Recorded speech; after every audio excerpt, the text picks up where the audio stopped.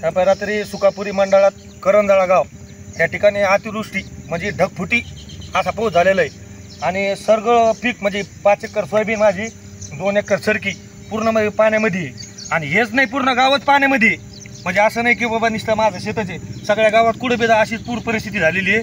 लवकरात लवकर शासनाने याचे पंचनामे करून शेतकऱ्याला आतापर्यंत मदत करावी, नाही तर आत्महत्या केल्याशिवाय शेतकऱ्याला समोर पर्याय राहिलेला नाही.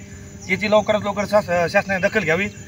कोणते तुमचे कृषी अधिकारी कोणी तलाठी पाठवून ताबडतोब पंचनामे करून शेतकऱ्याला मदत जाहीर करावी, एवढी सरकारसमोर विनंती. एक माटा